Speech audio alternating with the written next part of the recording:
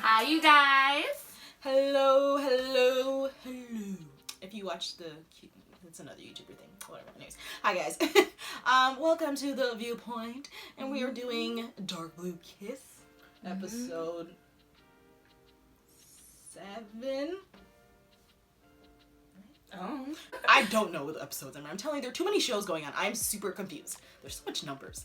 Anyways, yes, episode 7, Dark Blue Kiss. Let's get it started. Opening the scene with Pete running through his lines for the camp for their engineer. What is it called? Faculty? Faculty. It's a good word. Sure. Going through his lines, he's a little nervous. Of course, has Cal there to support him. Super adorable. Super awesome boyfriend, Cal. Yep. Man of the year. Yeah. And then we jump right to when they're introducing everything to everybody. You know, welcome to camp.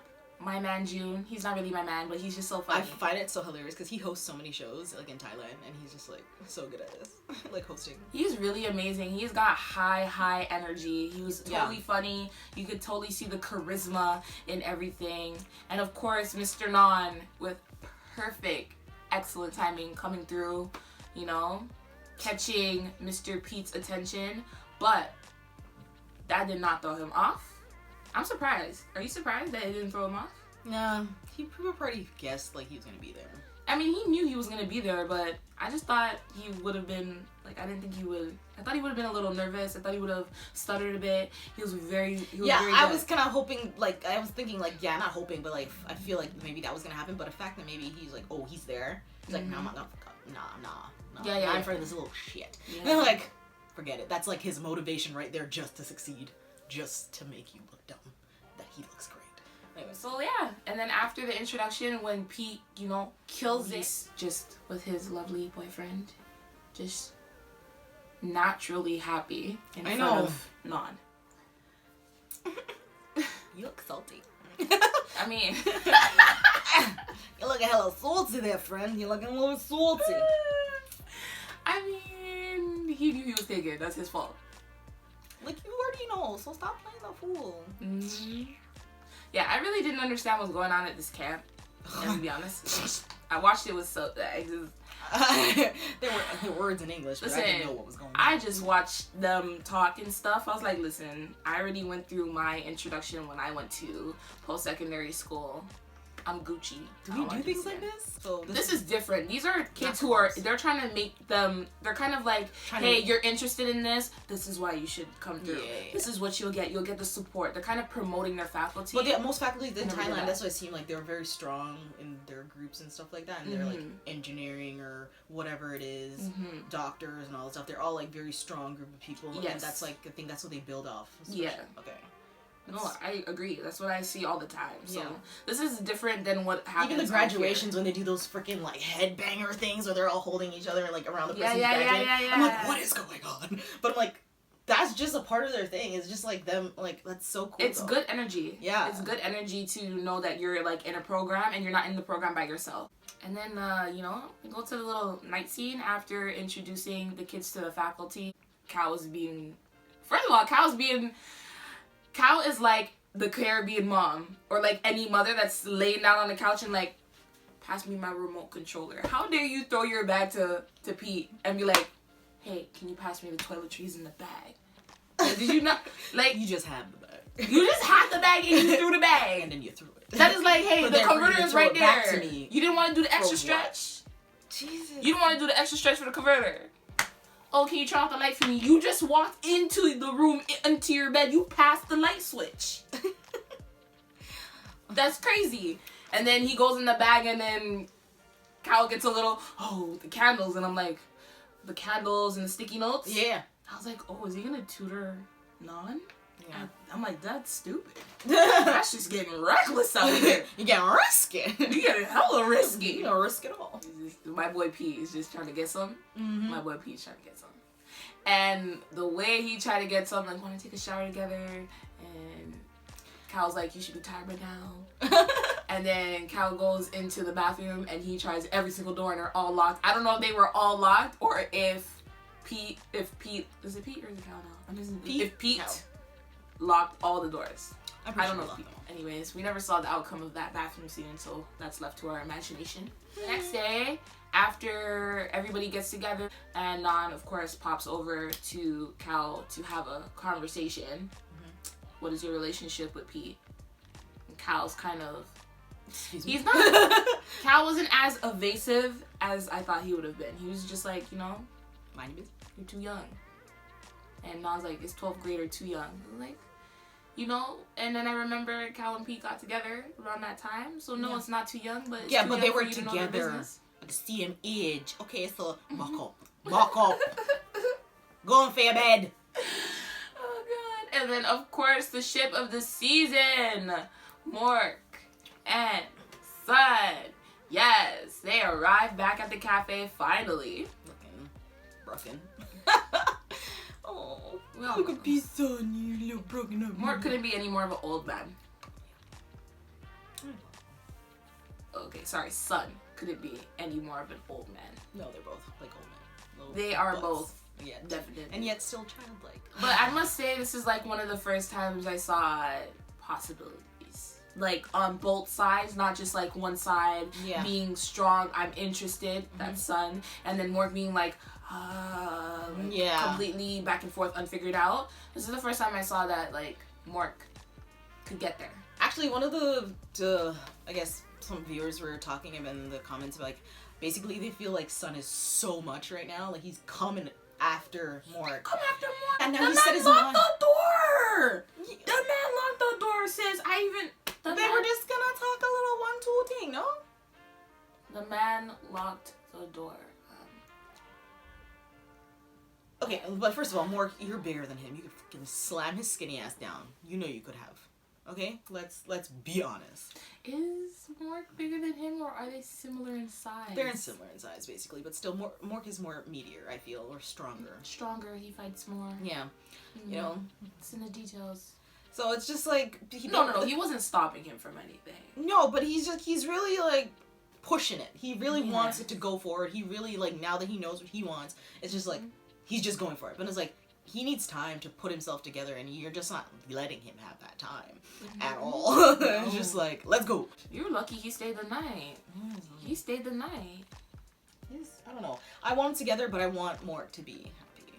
I also like the conversation that they had. It's very grown, you know? Like, Mork expressed his concerns about how Sun used to treat him. How Sun was towards him. He's like, I don't really see how you can like me right now after all the shit you've basically been saying to me this whole time, or basically all of our like relationship and friendship, the whole relationship, or lack thereof, is just because I'm a bad person, a bad influence, don't be around my brother, and now you want me in your life as your lover? And then Sun saying like, oh, it's because I'm worried about you. You really gotta work on how you portray your emotions. You're either like super cold or really, really hot. There is no lukewarm with you. There is no middle ground.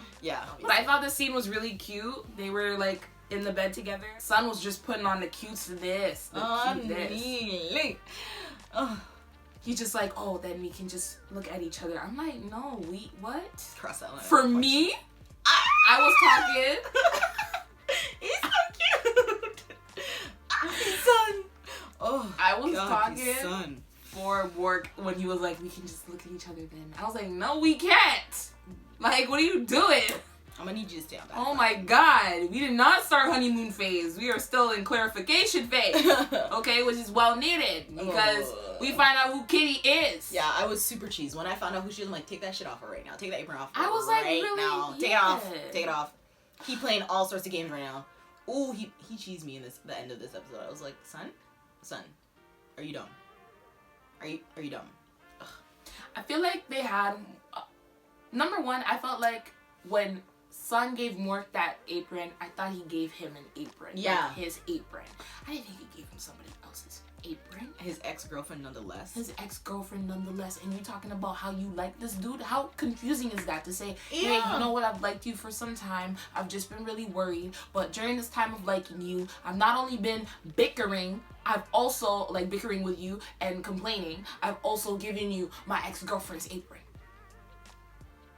But I like you though. That's insane. That's insane. And she pops up, being all, oh, let me just touch the peace signs, caressing. Because we close, we've been through together. Let me play with his hair. I know all about coffee because, Peace Sun knows coffee. We basically are the same person. We're perfect. Too much milk in this. Let me go tattletale on Girl, you. I am not mad at you, but I'm just saying you need to move. Okay? You came at the wrong time. I think you're not helping. I don't think this is angry ex-girlfriend though. No. She's super, super nice. She's super I definitely but feel it's like just like she knows it's Sun that really Sun's like journey. Yeah. The fact, but then that I feel like Mork's like they have this connection. What does he know, kind of thing? He doesn't know anything. Exactly. I feel like we watching, we're like playing out the story already. Like she was probably with him on his journey to find like they to were be open about his sexuality. Yeah. But I think broke up because from Mork though. Not Mork. Why did they break up? Those two broke up in university. They were here at university. Oh, I thought you said because like you knew. No. I think we all know. Yeah. So wearing that ducky apron. Yeah, why is he still wearing the apron when he's talking to Rain about who is Kitty? Why you... Mork, take that off. Buddy. Take that off. That's not weird. You ain't getting paid. Take that off. And Rain is just out here spilling all kind of juice and tea when he should have been, like, quiet. I felt like... I understand Mork, but I felt like he should have talked to Sun. But I'm sure they'll have a conversation soon because I like that Dark Blue Kiss isn't playing the immature game. Yeah. You're playing a straightforward game. At least Mork's character is. Yes, at least Mork's character is. He ain't got time for that shit. No, he doesn't. Even Sun is putting well, he's he knows thick, thick and strong. Putting it on thick and strong. Mother and on. And then go back to the camp. Yep, go back to the camp with Non and Pete, and the person on Non's team failed at the task, which was a crazy task. I could not have possibly taken this little piece of iron all the way through and not get that. Just punish me. Don't waste my time. Just punish me. So because Non was team leader, they all love him. So he had to eat the spicy food. And how dare you say later on, when you're with Cal, that you didn't know the food was spicy? You didn't know the food was spicy when you were chewing on it? You could have spat it out. You just kept chewing? Who, Non said that? Non said that to Cal when he went to the hospital. What? So it was basically so hot he got to take the the nurse's office? Yeah, because he's having issues with spicy food. The spicy food has been hurting his stomach. The first time when he talked to Cal about his relationship with Pete, I believe it took place in the place where Cal was making him something to eat. Because they were eating spicy food and he can't handle spicy food. But how dare you say that you ate something spicy and you didn't know it was spicy? Do you not have taste buds? Are you willing to sacrifice yourself that much? And then they're like fully shit talking. They're like sitting down and they're fully shit talking the camp leaders, like the kids, Non and his friends, like, oh, I haven't done shit. You haven't. You have. Non, you have done shit. You have done shit. So bad. You know the game you're playing. And they're like, oh, they're kind of mean. Some of them are nice. And then the kid is like, the food here is so awful. And I was kind of checking out of the conversation because if your issue is the food at camp, then you ain't got no issues because you're at camp. You're lucky there's gravy on your rice. You're lucky the same chef at the last dinner that Pete and Cal was at, that expensive dinner, didn't make this food so dry that when you swallow it don't go nowhere. That pasta was dry and I'm still mentioning. And then Non's stomach hurts, so he goes into hospital. It's not the hospital, I don't know what to call it. Nurse's office. And then you out here first of all, what? I like that Cal can honestly be open and see shit. He's like, yo, you pick on Pete too. Yeah. To Non. I'm like, thank you. It is not a one-way street. Although Pete is just a lot. Pete is literally a lot. Crazy. He's definitely over it though. 100%. And then don't be touching. Don't touch. Yeah, thank you, Pete. Listen, words are just as good as gestures sometimes. You know what? You need to work with them words. Don't touch me. No need for no physical touch. Because what are you doing out here? Stop. The one time you touch me, guess who's gonna walk in the room? I was mad that Pete did not walk in the room at that time. If he did, he'd probably jump on the bed and strangle a Pitney. Are you dumb? Dumb. He'd be going to a real hospital. And then, of course, Pete... No, did Pete walk in? I think he did. But not on the hand-holding part? I don't know. He walked in with them sitting there together. He probably already put some things together, even though Cal pulled his hand pretty fast, he saw enough. And, of course, you know, being rightfully a jealous boyfriend, he's just like, you know what? I'm kind of tired of this. Do whatever you want. I'm not going to tell you what to do anymore. I'm just going to let it be. And, yeah, like, I can't give that my energy anymore. Feeling it. And, you know, now the Young Gear 2019 camp comes to an end. Thank God. Right? The camp got way too much time. Honest fucking. I would have enjoyed anything else. I would have preferred to watch Rain and Manel. I would have preferred to watch those two. Anything. They could have shortened this down a lot. So at the Younger camp, when Non makes his speech, his heartfelt speech, closes everything out, and then walks over to Cal to get him to sign his little book thing, and puts his arm around Cal. You just touch it a lot. And thank God for Sandy holding Pete back, because I feel like a fight would have happened. I don't think it would have been safe.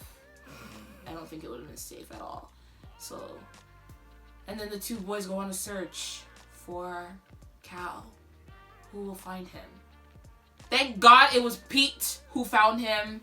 Non, I feel like, got his closure, you know, from reading his card that Cal wrote on it. 12th grader is not too young. I feel like it wasn't enough closure. Should have been not too young, but too young for me. Yeah, like, bro, you just said not too young. You just said, no, it's not too young. But, okay, and? Like, should be too young for, like, just a little bit more direct. Yeah. And then this is when all the beauty starts to happen at the end of all of it. You know, gets the beauty of his lover and their relationship and their anniversary. He gets to see, you know, the time that they spent together and literal photos. I feel like Cal did an amazing job setting up the spot that we know everybody in the crew did for him. Yeah. He clearly didn't do that by himself. I felt like I didn't have to see much to know that, like, Pete's heart at that moment was like exploding. And then my dude come right behind him and hug him. That back hug was everything. So cute. It was so cute. And then they give us a little bit more after that back hug. They give us, you know, face to face, looking each other in the eyes, all hungry and stuff. Who's your snack? And then they have a kiss scene. And the best part is, I just like to say I really appreciate the way Tay kisses New. It's just so nice. No, it is nice. It is nice. It is romantic. And I like that they kind of pull back and then go in for the second kiss. I love when they do that. Like, thank you for giving us 2 kiss scenes in one. Yeah, because you're not going to get no more after this. Yikes. I hope there's at least one more kiss scene. I know, probably better. Probably just a Son and Mork kiss scene, to be honest. Son and Mork kiss scene. And then we close it out with these 2 beautiful people who have honestly captured our heart throughout the past series. I would have been happy just to end it there. The end. Pete and Cal. Now just Son and Mork forever. But, oh yeah, they kind of could. Yeah, their story could kind of end there. Yeah. Cause like we get it. You guys are gonna stay together no matter what. Yeah. And then they have a little bit of a snippet of the next season. You'd rather ask someone who knows. Yeah, these guys, are these the guys from the village? Do you know? I do not know. I think it's the guys that were bothering Minal, at least from what I read in the book. Yeah, because basically Minal's family, they pressed charges against them and they had to go, like, these people, like, went under, like, they ran away. So the police couldn't find them, but then, like, they found out where, what's his name? Mork worked, and that's basically their boss and them coming in. Okay, about to fuck up Son's shop. I'm not sure how this is gonna go, if it's gonna go like that, but well, we'll see what's going on with these boys. I'm hoping now that we know Pete and Cal is solid, I hope things start to shift more into focus Son and Mork. Yeah, we'll see. Usually side couples don't get that much, but I think this side couple has been getting quite a bit of screen time. Looks like there might be more side focus on them. Side couple is supposed to be Pete and Cal. Well, that will not Rain and Mork is their book. Not Rain and Lemon. Wait, no, you mean Rain and Lemon? Mm-hmm. You don't think they should be the side couple? Well, technically, I think they should be, but it's obviously it's a Pete and Cal, and then Sunny Mork. Yeah. And then a little bit of rain. Because the books are in BL, so it's like... Yeah. But anyways... And thank you for stopping by. Like and subscribe since you made it to the end. And also look out for Tharn the series. We're still doing that. Yeah. Links to our Twitter and our Instagram page down below. We're 25 people away from 100 on Instagram. That's my goal. She already hit 100 on Twitter because she good, you know. She just out here on the Twitters. She out here on the Twitters. All right. See you in the next one. Sorry, I was gonna keep that Jamaican, but I'm not good at patois. So see you in the next one. Bye. Don't look at these whack ass photos, Andrea. I screenshotted anything. Hey, listen. Listen. I got. Shut up! I hate you so much. That was a real laugh, eh?